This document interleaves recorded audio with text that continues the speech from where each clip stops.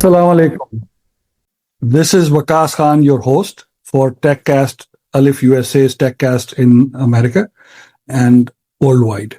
We are here with the next edition of Alif USA TechCast, which brings you real people of substance from the world of engineering and technology and academia on topics which are most pressing. आज के जो मेहमान हैं हमारे जनाब अहमद मुख्तार साहब हैं, the CEO of Al Imam Group, who's one of the top architects in Pakistan. तो हम अहमद को पहले तो वेलकम कहते हैं. अस्सलाम वालेकुम अहमद. वालेकुम अस्सलाम रहमतुल्लाह.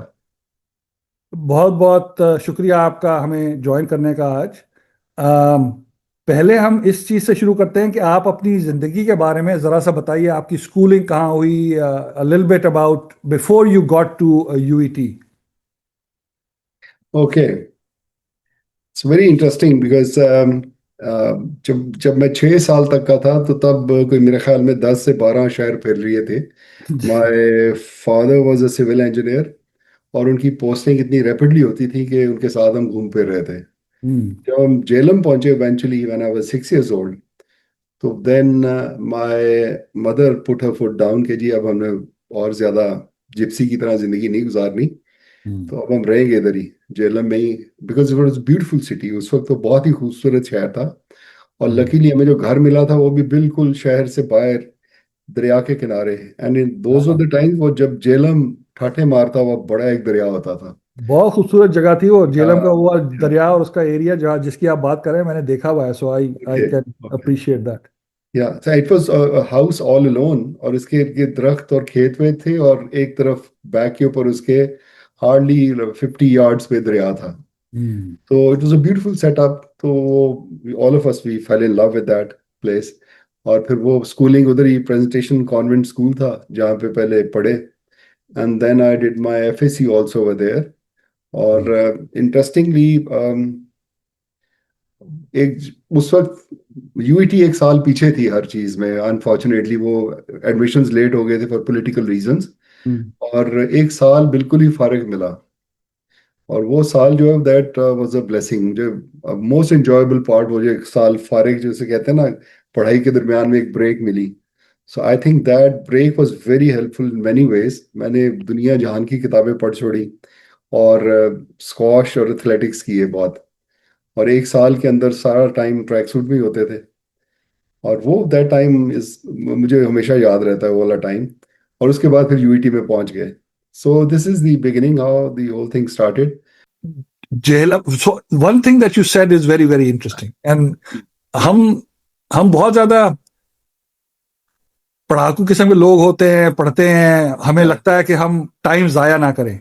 सो आपने एक बात कही बहुत ज्यादा इंटरेस्टिंग कि आपको जो साल मिला, और we don't want that to happen for any reason, और वो जमाने में हुआ करता था. तो वो साल आपने एक गैप ईयर के तौर पे उसको इस्तेमाल किया और अंदर काफी सारी चीजें की जो आपकी अपनी परवरिश के अंदर बहुत अहम थी. Absolutely absolutely. एक तो मैंने दुनिया जहान का लिटरेचर पढ़ लिया, इंग्लिश का भी उर्दू का भी, और फिर स्पोर्ट्स में बहुत एक्टिवली पार्टिसिपेट किया. And I was telling you के जेलम का बड़ा पिवटल रोल रहा है at least in making our personalities. When I say our that means me and my siblings. तो उसमें ये था कि जब हम पढ़ के वापस आ जाते थे घर तो कोई सोशल इंटरेक्शन नहीं रहता था because our house was so away from the city कि ना कोई आता था ना कोई जाता था. तो फिर हमें खुद ही इन्वेंट करनी पड़ती थी अपनी एक्टिविटीज. किताबें पढ़ ली, खेल लिया, दरिया पे चले गए. And then in those days it was one of my hobbies hunting as well. तो दरिया के अंदर से गुजर के सर्दियों में दरमियान में चले जाना, पानी कम होता था. And then duck shooting and all that. So it shaped the character I think in many ways, made us great in many ways as well कि अकेले कई काम करने. तो फिर यूनिवर्सिटी पहुंच गया इवेंचुअली.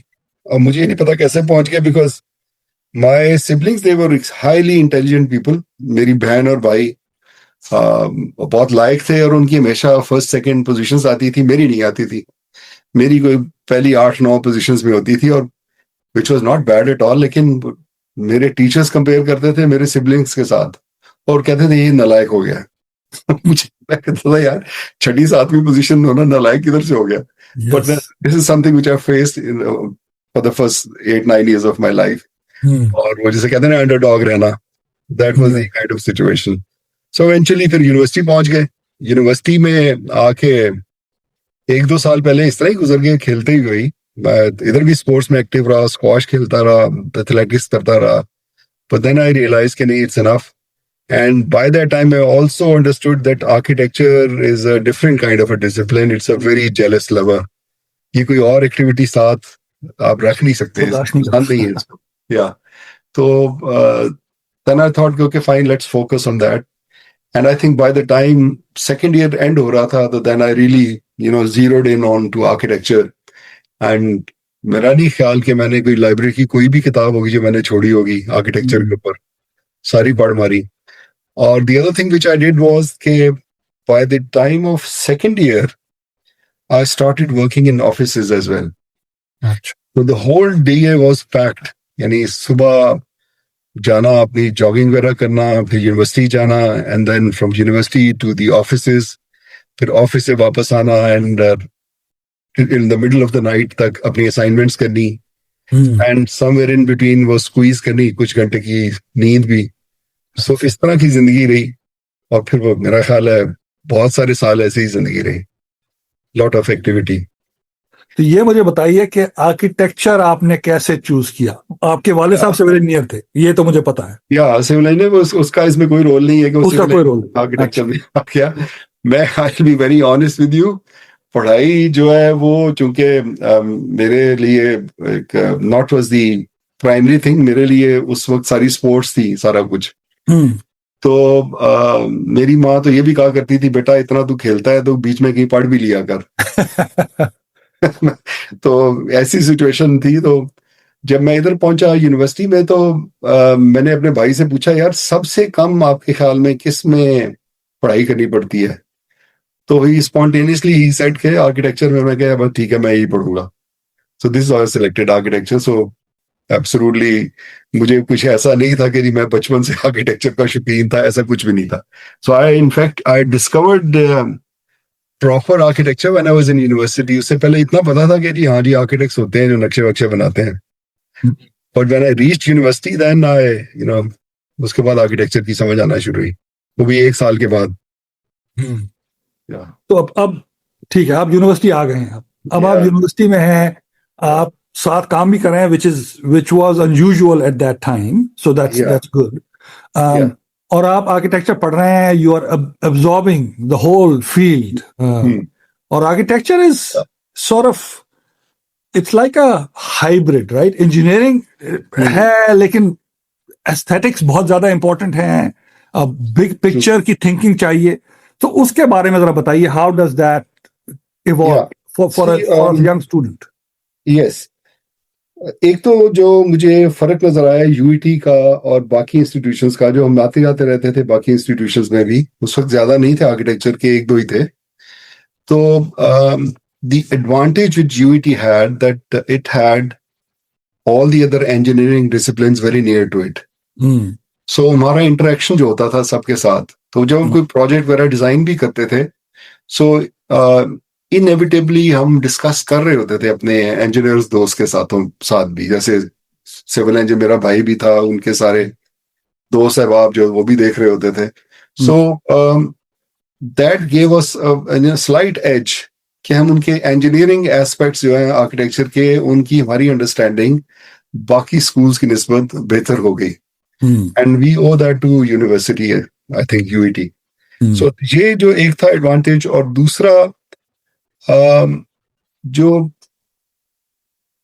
डिसएडवांटेज ये था कि बाकियों के साथ जो ना, जैसे नेशनल कॉलेज था, तो उनके they were more art oriented kind of a school. तो अपेरेंटली उनकी एस्थेटिक्स जो हमसे बेहतर होनी चाहिए थी, और that was a challenge for us. और उसको फिर मैं अपने स्किल्स को, specially we had to hone that, we had to really improve on that aspect.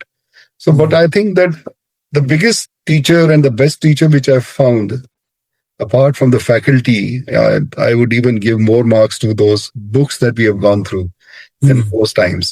वो जो किताबों ने हमें सिखाया आर्किटेक्चर, वो शायद और एक जो ऑब्जर्वेशन और दूसरा किताब, इसने जो हमें आर्किटेक्चर सिखाया वो शायद कोई और चीज ना सिखा पाई हमें। अच्छा। तो वो जो शॉर्ट कमिंग्स थी हमें, जो पेरेंट लगती थी कि ये शायद हम एस्थेटिक्स में कमजोर ना हो जाएं because of the lack of that environment of arts around us, no it didn't hurt us that bad. Very good, very good. और हाउ डिड यू फाइंड, जब आप 4 साल आर्किटेक्चर पढ़ रहे थे, आपकी फैकल्टी के साथ एंगेजमेंट कैसी थी? लर्निंग जो थी, आपने कहा कि किताबें वाज वेरी फंडामेंटल, या किताबों के अलावा आप पढ़ भी रहे थे।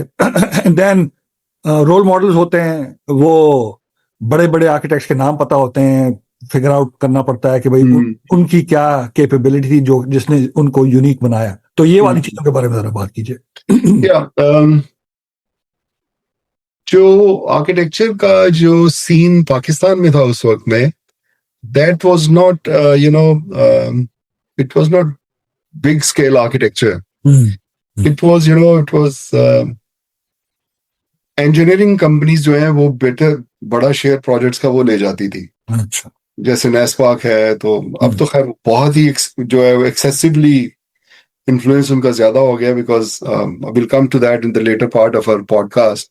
बट उस वक्त भी होता था, और जो लाहौर में specially the kind of architecture which I wanted to do, I wanted to get into larger buildings and larger projects and more challenging work.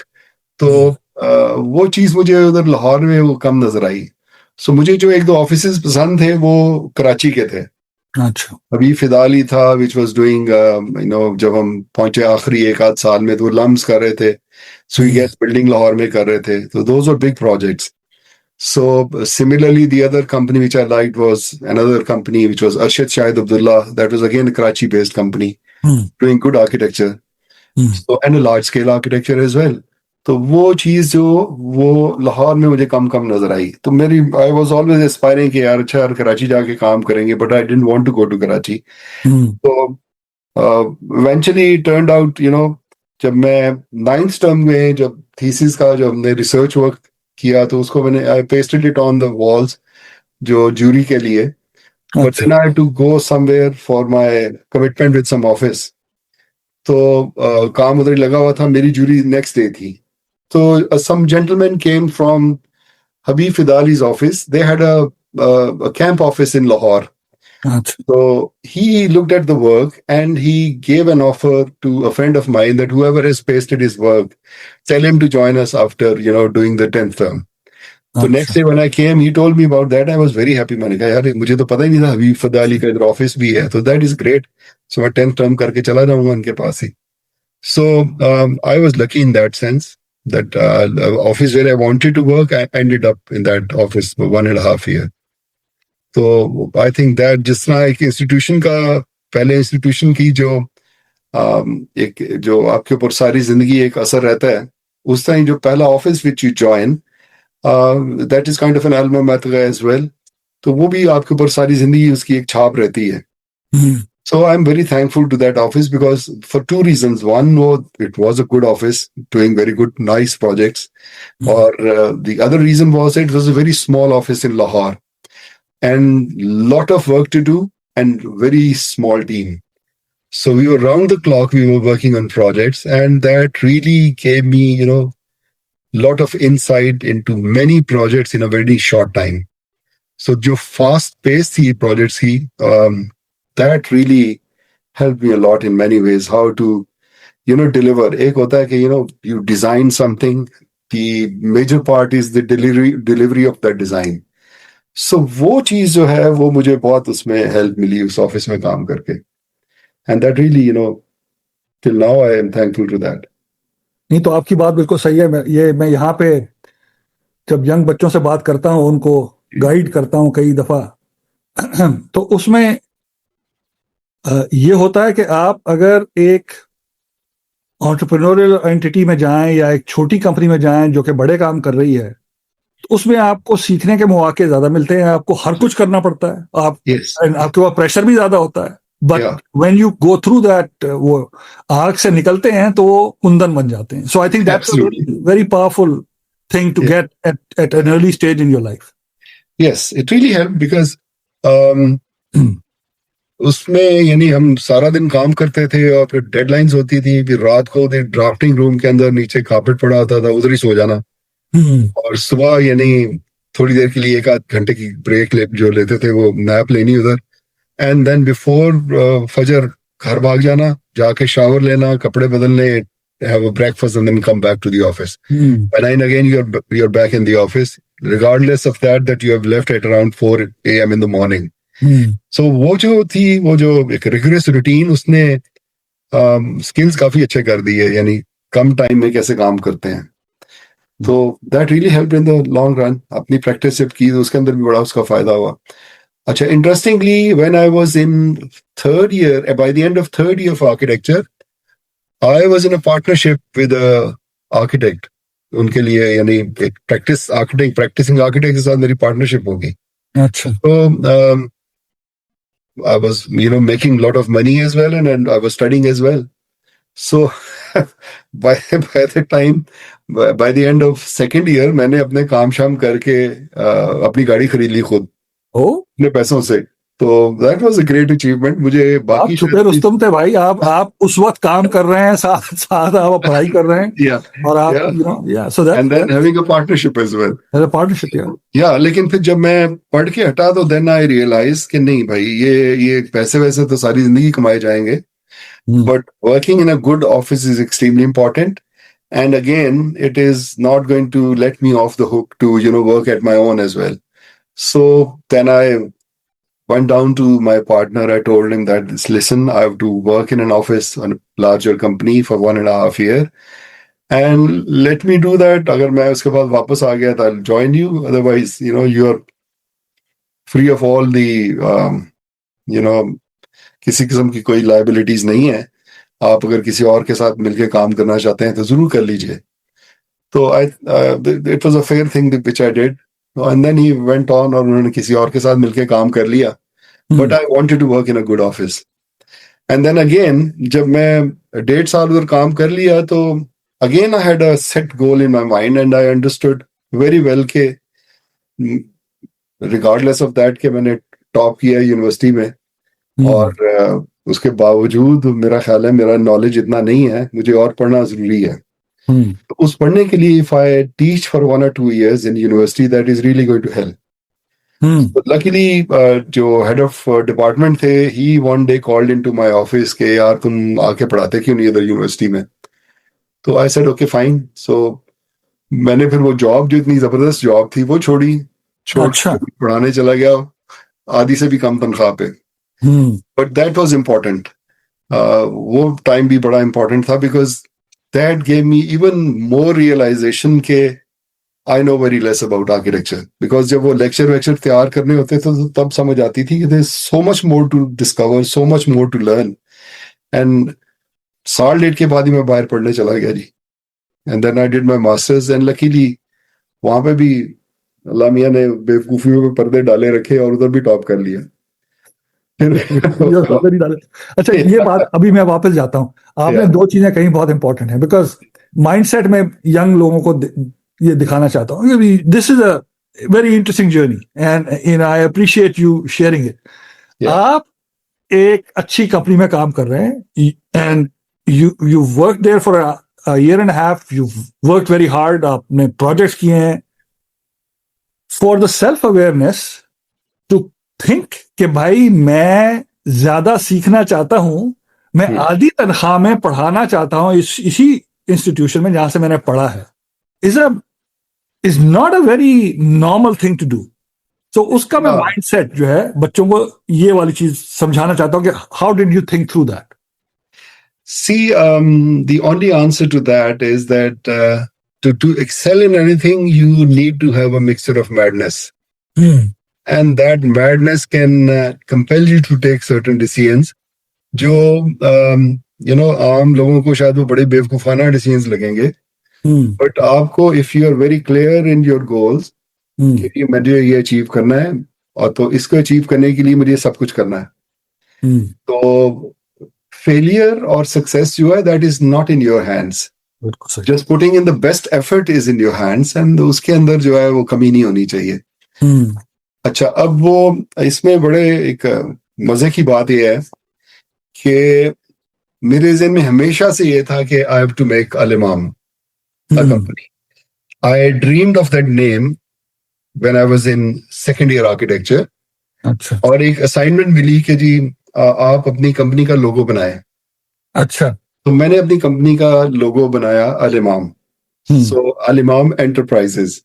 सो जबकि उस वक्त सारे जो नाम होते थे प्रैक्टिसिंग कंपनीज के, वो कोई अपने नाम से होते थे, से X Y associates, Shahid associates, या अरशद शाहिद एसोसिएट्स, या नैयर अली दादा एसोसिएट्स, बड़ा बहुत बड़ा नाम है उनका। सो इस अपने नाम से सारी कंपनीज होती थी। But I didn't want to have that. I always thought कि ये हमारी कंपनीज इतनी छोटी क्यों रह जाती हैं, और ये ईगो सेंट्रिक ही होती हैं, ये क्यों रिवॉल्व करती हैं एक दो बंदों के गिर्द, इनके अंदर कॉर्पोरेट स्ट्रक्चर क्यों नहीं होता। So even at that level I had that understanding. So I thought that I should have a name of a company so that anyone can associate with it. Right. So जो इनकी जो architects की 2 or 3 very large egos जो होती हैं, pilots की होती हैं, एक हार्ट सर्जन्स की होती हैं, और एक आर्किटेक्ट्स की होती हैं। तो मैंने कहा उस उनकी वैनिटी को भी हवा मिलती रहे, तो नाम ऐसा रखा जाए जो हर कोई से एसोसिएट हो जाए। बिल्कुल। तो I started putting instead of my name and roll number on my sheets, on my drawings, and on my projects, I started putting Al Imam over there. अच्छा। तो मेरे टीचर्स जो है मुझे कहते हैं तुम क्या करते हो भाई, ये क्या है? मैंने कहा जी this is the way I would like to be known for all the coming times, कि अल इमाम जो है मेरी कंपनी का नाम होगा, तो अल इमाम के नाम से मैं जो भी काम करूंगा अभी पढ़ने के दौरान भी करूंगा। अच्छा। So that kind of a madness, that really helped me in many ways. उसको उसी में जब मेरे ज़हन में ये भी था कि मैं पढ़ के वापस आऊंगा, then I'll immediately start my company. That was the ultimate goal that I had. So exactly this is what I did. When I came back, I had quite a few offers to work in large companies, but I said, maybe I'll start at my own.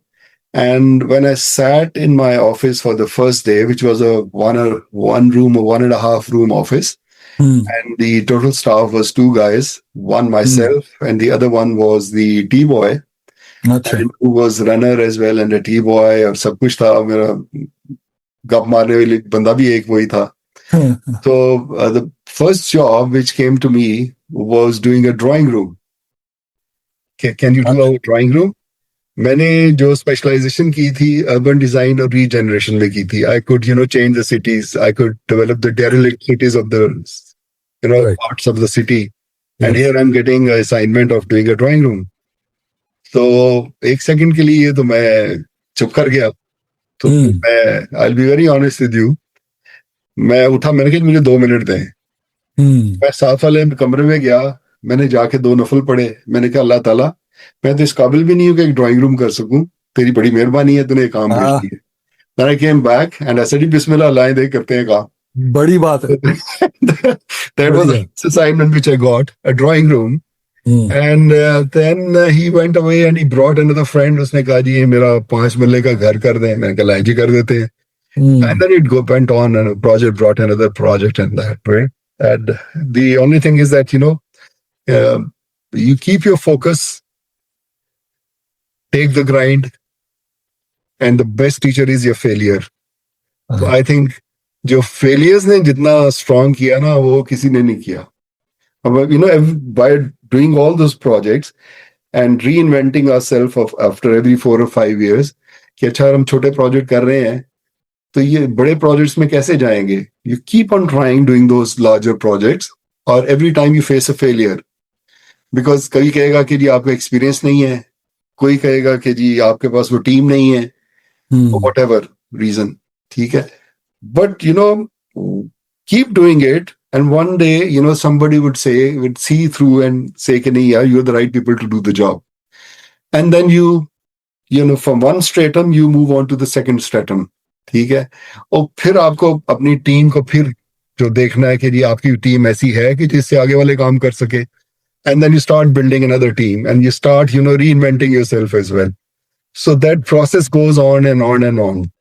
So after every 4-5 years या तो हम अपने आप को री invent कर रहे होते हैं या फिर खुदा हमसे ये खुद ही काम करवा रहा रीइन्वेंट करवा देता है या बहुत तो बहुत क्लाइंट सही। में से भाग जाते हैं और नए क्लाइंट आ जाते हैं। नहीं नहीं, बहुत, this is, I think young people should be listening very very strongly, because आपने बहुत सही तरीके से इसको डिस्क्राइब किया। तीन चीजें, एक के अपनी ग्राइंड जो है, जो मेहनत है, वो तो होनी है, Yes. और उसमें awareness, to be open to outside stimuli जो आपको Yes. अपने स्ट्राटा में आगे बढ़ाए। और हम्म। तीसरा ये कि staying in the moment, right, आगे की बात सोचनी या कहीं और की डजंट हेल्प यू। आप जो है अपने काम से उसी वक्त करते रहें, and then it will basically all come together. So I think those are very very powerful messages for our young people. Yes. In continuity of that, let me share a small anecdote with you. जी। कि अभी जैसे हम projects कर रहे थे तो हमें उस वक्त इंटीरियर्स ज्यादा मिल रहे थे। Don't forget that I'm an urban designer urban design and regeneration specialist by my education. Basic degree architecture and that. Then we were getting a lot of interior design projects. Okay. So वो तो stage हमेशा ही रहता है कि beggars are not the choosers. Anything Right. that challenges you, let's take it up. काम करते हैं उसमें। तो वो करते eventually we were thinking about those corporate projects. So trying to break through कि जी corporate projects भी हम करना शुरू हो रहे हैं। तो वो बैंक्स उस वक्त जो है वो काफी एक्टिव थे, बड़ी ब्रांचेस बनती थी एंड बैंकिंग बिजनेस जो है काफी स्ट्रांग हो रहा था दिन ब दिन पाकिस्तान के अंदर। So all those larger companies, they were getting those projects, and the understanding which I had of the corporate office was totally different. तो बाहर जो घूमने फिरने से एक्सपोजर से जो समझ आई, plus again reading lot of literature, reading lot of books, and reading the literature on modern banking, that helped me a lot. वो जो पढ़ के तो मुझे समझ आई कि अभी तो बाहर तो कल्चर चेंज हो गया बैंकिंग का, तो पाकिस्तान में अभी भी क्यों वो क्यूब्स के अंदर ये काम होता है बैठ के। तो I made a proposal to a bank which was starting up their business. अभी उन्होंने टेक ओवर किया था एक, if you are familiar with that bank, BCCI. अच्छा, बीसीसीआई को एक और बैंक ने टेक अप किया, फिर उसको उन्होंने खरीद लिया, which was a UAE group. तो उनको हमने वो प्रपोजल दिखाई तो दे वर टेकन अबैक कि जी ये तुम क्या करके ले आए हो। मैंने कहा जी अब तो बैंकिंग ऐसी होती है बाहर, तो ये देखें मेरे पास लिटरेचर है, किताबें हैं जो बता रहे हैं कि इसके ये बेनिफिट होंगे, आपके किंग्स आपके फ्लो में कम से कम हो जाएंगे, ट्रांसपेरेंसी ज्यादा होगी, आपकी एफिशिएंसी बहुत बढ़ जाएगी। With all empirical data I made a presentation to them. सो उन्होंने कहा लेट्स ट्राई इट आउट। तो हमने एक प्रोजेक्ट हमें मिला। अब वो एक प्रोजेक्ट जब हमें मिला तो साथ हमारे 2-3 और आर्किटेक्ट भी उन्हीं बैंक के लिए ब्रांचेस कर रहे थे। अच्छा, जब वो उस बैकग्राउंड से आए थे कि जी अगर आप एक कॉर्पोरेट इमेज कैरी करना चाहते हैं for all the branches from Skardu to Karachi, then there should be one architect who should be handling it or one company which should be handling it. So वो जब वो एक आर्किटेक्ट को दूसरा प्रोजेक्ट देते थे तो वो स्ट्रेच आउट हो जाते थे, उनके काम लेट हो जाते थे। कॉर्पोरेट ग्रोथ की understanding come generally. there is something which is architecture and there is another thing which is called business of architecture. Exactly. Understanding the business of architecture is something which I think कि हमारे जो institutions है वो नहीं पढ़ा पा रहे अभी तक। तो वो चीज जो understanding because of my early understanding और एक्वायर्ड अंडरस्टैंडिंग कि यार इसको कॉर्पोरेटाइज करना चाहिए आर्किटेक्चर के बिजनेस को, जो भी नहीं हो पा रहा। तो हमने फौरन वो चीज की। जब उन्होंने 1 से 2 प्रोजेक्ट किए, 2 से 3 हमें दिए, तो we expanded our team and then we made sub cells कि वो ये वाले प्रोजेक्ट जो है ये वाला सेल कर ले हैंडल, ये वाला सेल ये वाले करे, और टीम्स बना दी हमने with in an office. So logarithmically हम उनके प्रोजेक्ट्स के साथ ग्रो करते गए। और बाकी जो हमारे कंपेटिटर्स थे वो 1 से 2 करने के बाद थक जाते थे, उससे आगे फिर उनको एक्सपैंड करना नहीं आता था फॉर व्हाटएवर रीजन।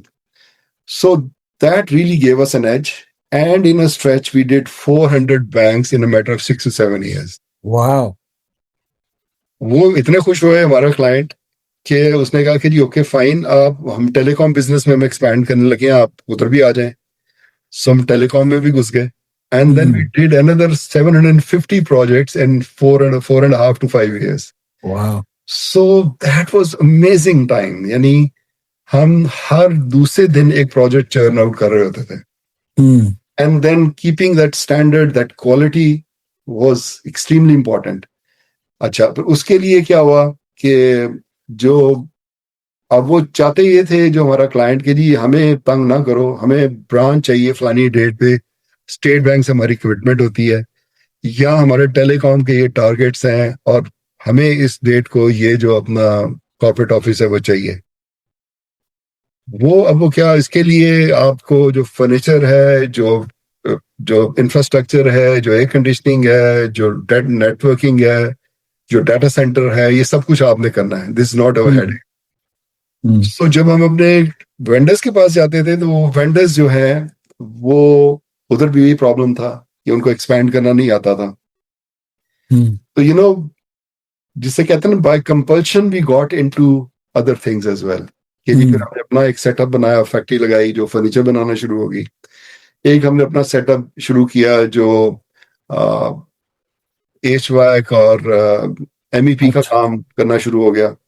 फिर हमने फिर इस हद तक हमें प्रॉब्लम फेस किए हमने कि जी हम ग्रेनाइट के ऑर्डर देते थे तो वो जाहिर है जब हम बल्क में ऑर्डर देते हैं, स्केल इतनी हो चुकी है तो हमें रेट्स भी बड़े अच्छे मिलते थे because of economy of scale.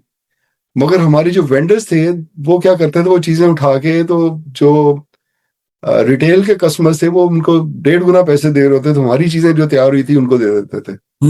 And then we ended up in importing our stone ourselves and then having our own stone setup as well.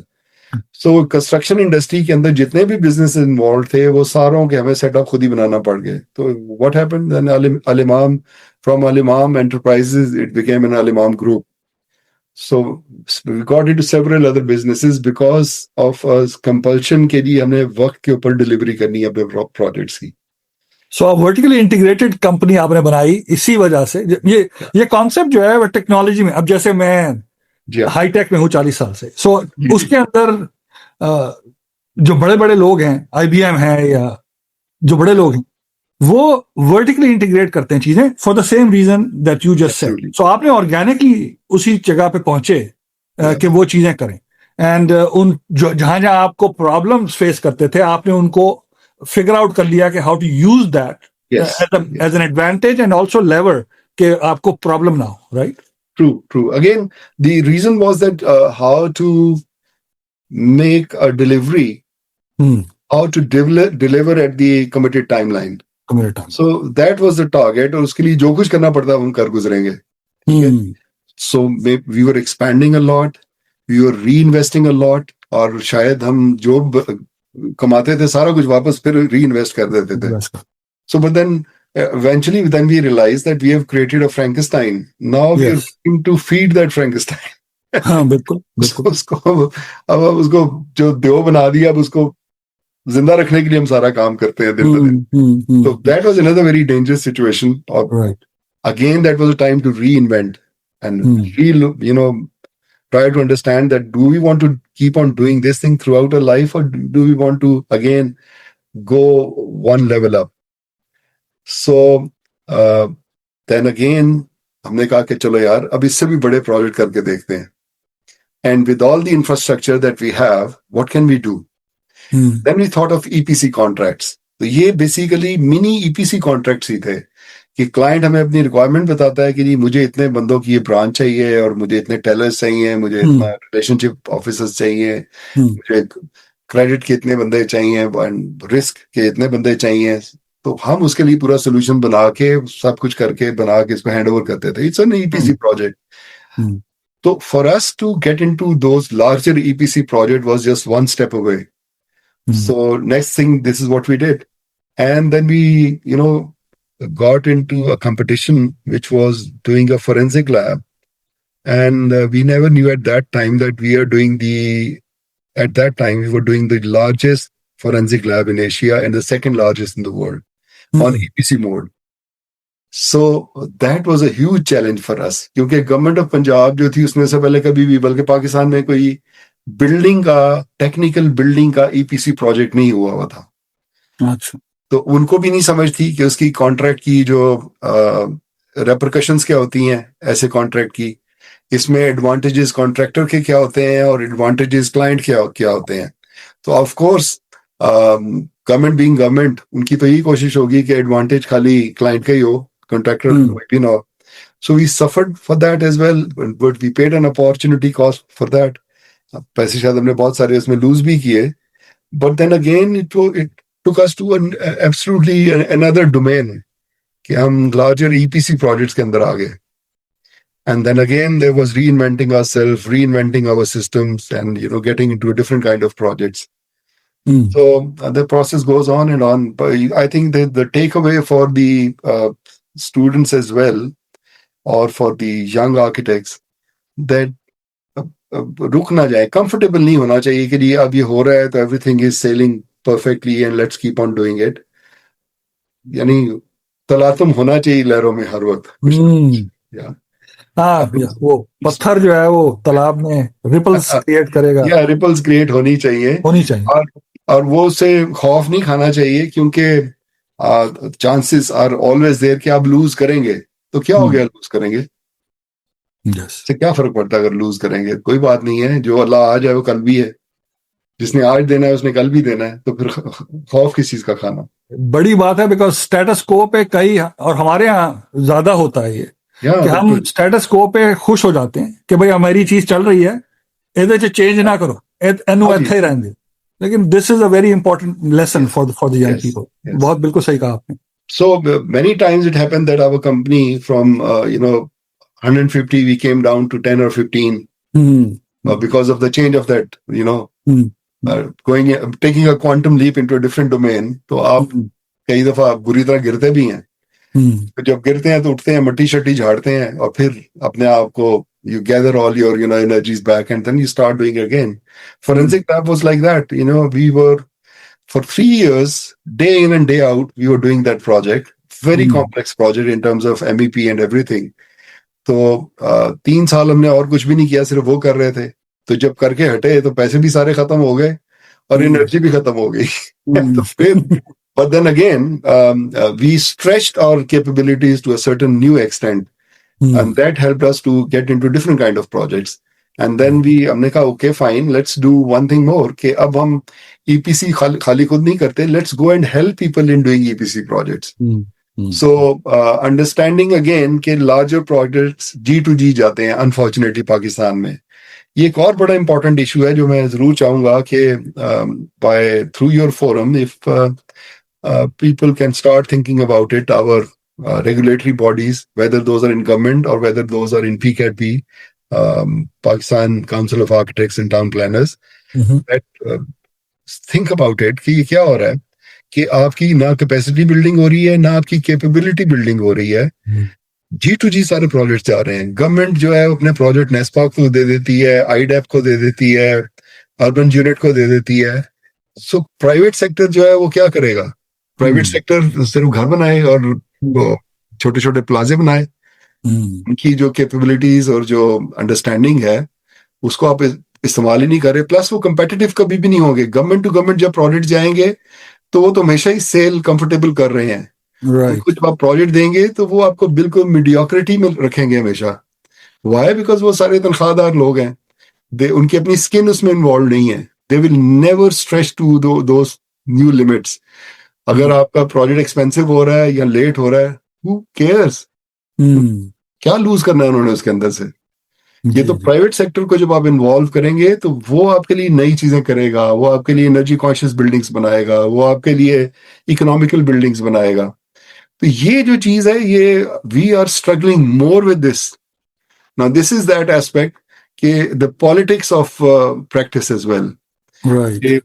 School जो है वो आपको स्किल डिजाइन का तो सिखाएंगे, वो आपको स्किल बिजनेस ऑफ आर्किटेक्चर या बिजनेस ऑफ प्रैक्टिस नहीं सिखाएंगे, वो आपको पॉलिटिक्स ऑफ प्रैक्टिस भी नहीं सिखाएंगे। ठीक है। और उसका क्या होता है कि जो लोग अब वो रेगुलेटरी अथॉरिटीज को चला रहे हैं या रन कर रहे हैं, चूंकि वो इस प्रॉब्लम्स के अंदर खुद नहीं पड़े, तो इन प्रॉब्लम्स की ग्रेविटी को भी नहीं वो समझ रहे होते अनफॉर्चुनेटली, और इसके लिए वो आवाज भी नहीं उठा रहे होते। बिल्कुल सही। ये एक जो प्रॉब्लम है वो अपनी जगह खड़ा है, कोई बात नहीं है प्रॉब्लम, फिर भी हम लड़ाई कर रहे हैं। अब क्या होता है कि we get into niche projects जो गवर्नमेंट की एजेंसीज भी नहीं करना चाहती, हम वो प्रोजेक्ट्स कर रहे होते हैं। हाँ, नहीं, तो आपकी बात बहुत इंपॉर्टेंट है, बिकॉज आई थिंक इसमें से वन, और फिर हम अब स्टूडेंट के ऊपर आते हैं, बट हाँ आई थिंक यार, कंपटीशन जो है जी, वो जिंदगी में उससे बड़ी चीज कोई नहीं है, और मुल्कों की तकदीरें कंपटीशन से बदलती हैं। अगर आप एब्सोल्युटली, कंपटीशन नहीं करने दे रहे तो आप उसी लेवल पे स्टेटस को में रहेंगे, आप यस, बेहतर नहीं होंगे। अगर आप खुला ओपन कंपटीशन करवाएंगे तो हमारे लोग बहुत काबिल हैं, आप जैसे लोग हैं, वो they will figure out ways that nobody would have thought. So I think this is an extremely important point for all of our audience. बहुत important है। yeah, yeah. See, as I told you that for us failure is a very very familiar territory, और failure जो है वो हमेशा हमें आगे चलाती रहती है, और वो बड़ी फ्रीक्वेंटली होती है हमारे लिए, क्योंकि हम ऐसे प्रोजेक्ट्स में जा रहे थे जहां हम गवर्नमेंट के साथ compete कर रहे होते हैं। तो उधर तो फिर वो एक ब्यूरोक्रेटिक एक सेटअप है जिसके खिलाफ हम अगेंस्ट द टाइड भी जा रहे होते हैं ऑल द टाइम। तो उधर से you get a project out of that situation is very hard way up. तो अब जैसे कंपटीशन विन कर जाते हैं, उसके बावजूद यानी पेपरा की वेबसाइट पे भी आ जाता है, उसके बावजूद प्रोजेक्ट उठ के किसी गवर्नमेंट की एजेंसी के पास चला जाता है। तो ये सारी सिचुएशन भी फेस करनी पड़ती है, बट इसी अब हमें इस पे डिप्रेशन नहीं होती, बल्कि अब अब आप ये बताइए कि यंग लोग, young architects, young civil engineers, young structural engineers, the people that are, देखें, हम सारे जो है ना, we are builders at the end of the day. I think the greatest value to any nation or any enterprise is people that are builders, that are not destroyers but creators. तो ये बहुत बड़ी बड़ी बहुत अहम जिम्मेदारी सबकी है। उसमें architecture is very very important, और हम अभी कुछ सवालों पे आएंगे। We are getting some very nice questions, but how do you see, what is your message to the young that are going to school या अभी ग्रेजुएट किए हैं, यूटी से हैं या कहीं से भी हैं, but they basically have a journey in front of them? जी, मैं this is something which I was struggling as well थोड़ा सा पहले, और then I made a conscious effort के लिए इससे कैसे निकला जाए बाहर। कि I think the most expensive commodity which student has is the attention, और वो जो अटेंशन है उसकी, वो उसको सस्ता ना बेचे। यानी उसको वो जो उसकी अटेंशन है उसको बिल्कुल सही डायरेक्शन में उसको लगाना चाहिए। मतलब अब मैंने ये देखा है कि social media is a great source of knowledge as well, and it is a great diluting agent of the commodity attention itself. दो इससे प्रॉब्लम आ गए हैं। एक प्रॉब्लम तो ये है कि आप बहुत दफा यानी टाइम बहुत वेस्ट हो जाता है इसके अंदर। दूसरा जो चीज है कि आपको आदत हो जाती है शैलो डिगिंग की, कि आप ये शॉर्ट टाइम अटेंशन है, देखी एक वीडियो देखी या एक आध रील देखी और या पिंटरेस्ट देखा या इस तरह की चीजें देखी, तो दैट मेक्स थ्योरेटिकली आपकी एक शैलो फाउंडेशन बनती है। बहुत किताब जो है, book is extremely important. Book जो है वो आपकी इमेजिनेशन को भी जिला बख्शती है। यानी आप जब एक किताब पढ़ते हैं तो वो खाली किताब नहीं होती, बल्कि किताब आपकी इमेजिनेशन के घोड़े को दौड़ाती है। और जबकि जब आप मूवी देखते हैं या कोई इमेज देखते हैं तो वो आपका उस जगह पे अटेंशन रुक जाती है, अब उससे आगे नहीं जाती है, कम जाती है। या अगर आप बहुत ज्यादा देखते हैं तो फिर तो बिल्कुल ही नहीं जाती। मतलब एक अच्छी फिल्म देखें और उसके बाद दूसरी फिल्म कुछ अरसे के बाद देखें, फौरन ना देखें, तो आप उस फिल्म के ऊपर गौर करते हैं कुछ अरसा। यानी उसके अंदर से वो एस्पेक्ट्स जो हैं, यानी आप बड़ा जबरदस्त इंप्रेशनेबल मूवीज होती हैं जो आपकी पर्सनैलिटी का हिस्सा भी बन जाती हैं। किताब जो है वो तो बहुत ज्यादा बनती है। यानी I owe this a lot to book in my architecture as well as in my personality as well, कि किताब पढ़ना इतना इम्पोर्टेंट है इससे सीखना और आपकी इमेजिनेशन को जो होन करना प्लस डीप थिंकिंग करना सिखाती है आपको किताब। और सिंपल जो सबक ये है कि किसी भी डिजाइन के लिए एक स्ट्रॉन्ग थ्योरेटिकल बैकग्राउंड चाहिए। उस स्ट्रॉन्ग थ्योरेटिकल बैकग्राउंड की जो फाउंडेशन है उसके ऊपर कोई भी डिजाइन खड़ा होता है और वो आपके लिए वो डिजाइन लोगों को कन्विंस करना बहुत आसान होता है अगर उसकी थ्योरेटिकल बैकग्राउंड स्ट्रांग हो। अगर वो कमजोर होगी तो बहुत मुश्किल होगा। I think it goes for civil engineering as well and it goes for architecture as well and for any other design as well कि आपकी जो ना फाउंडेशन बड़ी तगड़ी होनी चाहिए थ्योरेटिकल बैकग्राउंड की। और वो बनाने के लिए I think knowledge is the की, यानी नॉलेज आपके पास होना बहुत जरूरी है किसी भी स्किल के लिए। Most powerful thing in convincing your clients to take up your design is your knowledge of that particular field. Very good. बहुत बहुत बहुत जबरदस्त ideas and thoughts and clarity. अब मैं कुछ सवालों की तरफ आता हूं because lot of people are asking a bunch of questions. हम तीन ही सवाल लेंगे, ज्यादा हमारे पास टाइम नहीं है। ठीक है। तो पहला ये है कि अब आर्किटेक्चर, एक साहब ने हमारे मलिक साहब ने पूछा है कि architects are the forefront of any major project. They play a big role in integrating other disciplines. We see most architects only focused on local projects, but not participating in large-scale international projects. So, what are your thoughts about that? Skill set. हमारा skill set जो है वो कमजोर है बहुत पाकिस्तान के अंदर, और प्लस जो knowledge of the new technologies which are coming up वो काफी कमजोर है। अच्छा, ये दो जो है चीजें वो कैसे एक्वायर होंगी? अब आई थिंक एक तो रोल इसमें एकेडमिया का है, तो देखना होगा इसको।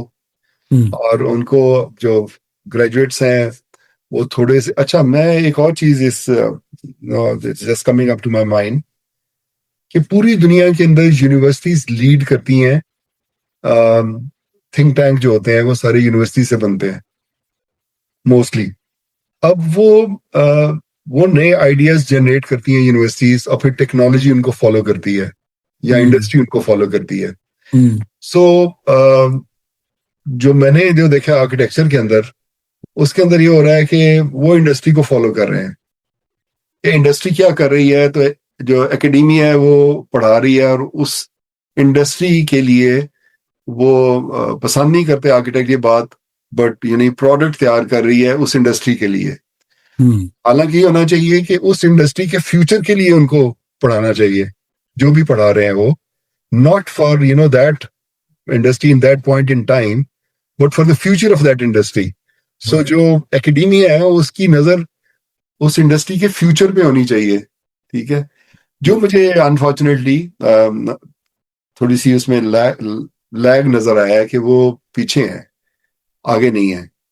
जो बाहर जो मैंने पढ़ा था तब मुझे समझ आई थी कि यार they are really stretching my mental capabilities, उधर तक हमने इंडस्ट्री में सोचा नहीं जिधर हमें लेके जा रहे हैं।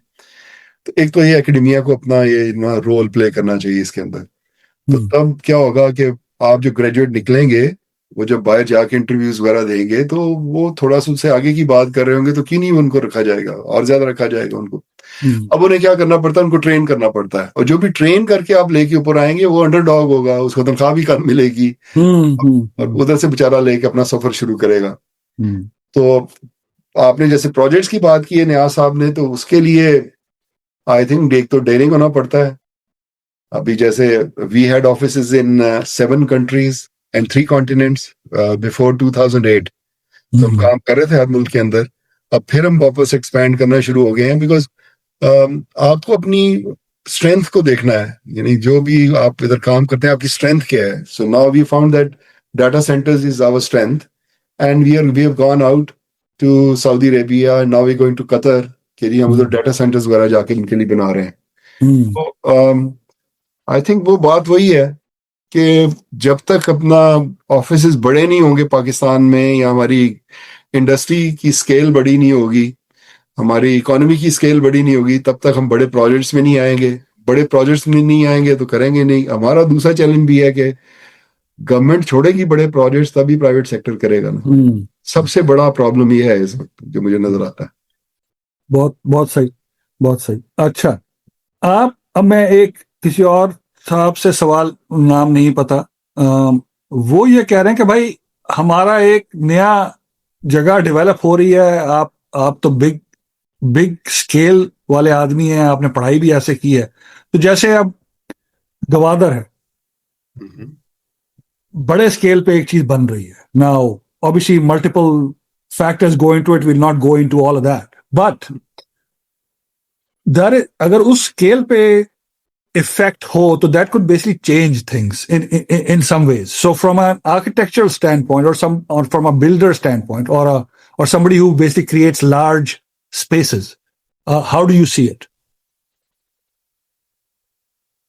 मैं सवाल नहीं समझा इसमें, फिर वो सवाल। ये कहना है कि भाई पोटेंशियल जो है उसका भी एक 10-20 साल में बहुत बहुत है, और उसमें कुछ चीजें बननी शुरू हुई हैं. As an architect, how do you see a place like that develop into a sprawling city or an entity down the time, right? So that's what he's asking. Yeah. Yes. Again, दो चीजें हैं. The engine of that development is, one is economy of the country and the political stability. And the second most important thing, the tangible thing, is the infrastructure. I think infrastructure is the glue of any city or large scale development. The stronger the glue is, the city is going to stick in a much stronger way onto it. तो वो हमारा main जो हमें अभी जो already भी हमने शहर बना लिए हैं या बनाए जा रहे हैं, या जिस तरह की हम रेजिडेंशियल डेवलपमेंट्स कर रहे हैं, सिटीज तो दूर की बात है, अभी उनका सारा भी इंफ्रास्ट्रक्चर जो है वो फ्यूचर ओरिएंटेड नहीं है. वो उसके अंदर वो स्केलेबिलिटी की गुंजाइश ही नहीं होती. Unfortunately, with all due respect to our engineers, वो हमेशा मिनिमम स्टैंडर्ड्स पे काम कर रहे होते हैं. वो कभी ये देख ही नहीं रहे होते कि ओके फाइन, ये अगर जो 2% 3% कमर्शियल एरिया एक डेवलपमेंट के अंदर जो एलोकेट किया गया है, ये 2-3% का क्राइटेरिया क्या था, ये आज से 60 साल पहले ये क्राइटेरिया था, तो आज तो ये क्राइटेरिया नहीं है, आज कुछ और क्राइटेरिया है. तो उसके हवाले से इंफ्रास्ट्रक्चर अगर वो उस तरह का डेवलप नहीं करेंगे तो आपका शहर जो है बहुत ही हैपहैज़र्डली डेवलप होगा. इसीलिए तो हम शहर हमारे उनकी स्प्रॉल अनबिलीवेबल है. अभी जैसे जितने भी खूबसूरत शहर जो हम टिकटें कटा के देखने जाते हैं, जैसे बार्सिलोना है या जैसे पेरिस है या जिस तरह के और शहर हैं, लंदन वगैरह है, आप उनकी डेंसिटी देखें और हम अपने शहरों की डेंसिटी देखें तो यू विल बी अमेज्ड कि जो बार्सिलोना है उसकी डेंसिटी है 16,000 पर्सन्स पर स्क्वायर किलोमीटर. अब जो लाहौर है उसकी डेंसिटी है 5,000 to 6,000 persons per square kilometer. And look at the sprawl and look at all the infrastructure that we have built. I think हमें जो है ना अभी जो बात कर रहे हैं कि शहर तब वो तगड़े तरीके से डेवलप होंगे जब हम इन चैलेंजेस को समझेंगे. हमें हाई डेंसिटी शहर बनाने हैं, हमें ग्रीन स्पेसेस इंक्रीज करनी है. और ये बड़ी एक पैराडॉक्सिकल सी स्टेटमेंट हमारे इधर लगती है पाकिस्तान में अनफॉर्चुनेटली कि ग्रीन स्पेसेस ज्यादा का मतलब है कि डेंसिटी कम हो जाएगी. नहीं, having more green spaces and having high density development is going to give you the right mix, or then it is going to make everything successful. आपके पब्लिक ट्रांसपोर्ट, आपके एंटरटेनमेंट फैसिलिटीज, आपकी हर चीज जो है वो सब्सिडाइज करने से बाहर आ जाएगी. अभी तो आपको करनी इसलिए पड़ती है कि आपको डेंसिटीज ही नहीं इतनी मिल रही होती कि वो चीजें सक्सेसफुल हो सके, सक्सेसफुल बिजनेस बन सके. तो I think there is a need to have a paradigm shift in our development to make those things successful. Gwadar भी एक unsuccessful story हो जाएगी. पहले 3 जो ingredients हैं, एक economy, दूसरा political stability, तीसरा infrastructure. ये तीन चीजें, और चौथा paradigm shift in our thinking of urban design and urban planning, ये चार काम होंगे तो शहर जो है वो फिर खुशी होगी देख के उनको। बहुत अच्छे। um, अब हम बात करें कार्बन फुटप्रिंट और सस्टेनेबिलिटी की। हम्म। आप एक ऐसे शहर में रहते हैं कि जो दुनिया में नंबर 1 है पोल्यूशन के हिसाब से। Yeah. It's a city that I grew up in, or at least I was born in, and it hurts my heart कि हम गलत तरीके से आगे बैठे हुए हैं। So this is extremely important. The carbon footprint हमारा जो है वो बहुत important है। उसके बारे में आप कैसे सोचते हैं?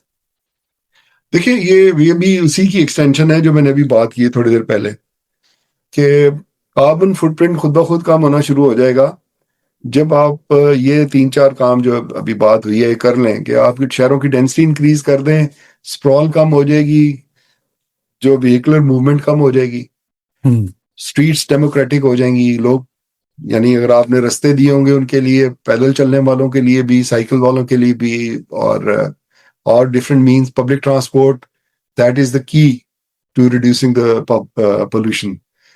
अच्छा, अब पब्लिक ट्रांसपोर्ट जो है वो जब तक प्रिविलेज्ड वे ऑफ ट्रैवलिंग नहीं होगा शहर के अंदर, तब तक आपकी जो है जो पोल्यूशन को कम करना काफी मुश्किल है।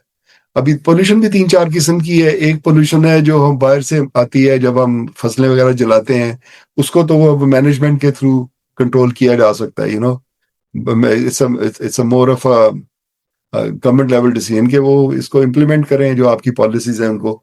दूसरा जो है, जो रोल है इसके अंदर प्लानर्स का, कि वो देखें इस चीज को, मतलब मैं आर्किटेक्ट तक तो बाद में पहुंचूंगा, यानी उसका जो रोल है कि बिल्डिंग जो है उसको वो ऐसे डिजाइन करे कि रिसाइकल मटेरियल्स हो, कार्बन फुटप्रिंट कम से कम हो, एनर्जी कॉन्शियस हो। आप नए तरीके ढूंढे एयर कंडीशनिंग के। Why do we have to have that conventional method of air conditioning? आप 10,000 नए तरीके आ चुके हैं करने के, उनका नॉलेज होना जरूरी है। Then that comes later, but the major portion of pollution comes from the other aspects, which is the bad master planning, bad urban design of the cities, which has increased the sprawl of the cities, which has increased the vehicular movement, which has increased the infrastructure layout. यानी आप ये देखें कि miles and 1700 square kilometres में लाहौर बन चुका है, और पॉपुलेशन इसकी कितनी है? 13 मिलियन। डेंसिटी आप खुद निकाल लीजिए, इससे आपको समझ आ जाएगी। ठीक है। अच्छा, फिर आप ये देखें जिसको हम सबसे ज्यादा एस्पायर करते हैं, जिन डेवलपमेंट्स को, उनकी डेंसिटी सबसे बुरी है। मसलन DHA हो गया तो उसकी डेंसिटी तो 2,500 से 3,000 पर्सन पर स्क्वायर किलोमीटर है। And look at the waste that we are having there. और हर आदमी अपनी गाड़ी में जा रहा है डबल रोटी लेने भी, और गाड़ी पे बैठ के जा रहा है अंडे लेने भी। ठीक है, क्योंकि डिजाइन आपने ऐसा कर दिया है शायद। तो पोल्यूशन तो तब खत्म होगी जब हम मेजर डिसीजन इस तरह के ठीक लेंगे, और इसके अंदर जो हमारे लिए एग्जाम्पलरी डेवलपमेंट्स हैं वो अपना रोल सही प्ले करेंगी। मसलन LD अपना रोल ठीक करे, DHA अपना रोल ठीक करे, वो सोचे इन चीजों के बारे में कि जी हमें we have to make more denser cities. Very very good. होगी। बहुत बहुत interesting and very thought provoking conversation. Ahmad, बहुत बहुत शुक्रिया आपका। मैं आई कमेंड यू, आपकी बहुत क्लियर थिंकिंग है in your area, and I think we are very happy के हमारे थॉट लीडर्स जो हैं आप जैसे हैं, and cause some hope for the future as we all go through. तो अब मैं क्लोज आउट की तरफ बढ़ता हूँ। हम ये हमारा चौथा टेक कास्ट है अलिफ यूएसए का। पांचवा इंशाल्लाह 4 हफ्तों में होगा। हमारे नेक्स्ट गेस्ट जो है मिस्टर मकसूद मलिक हैं।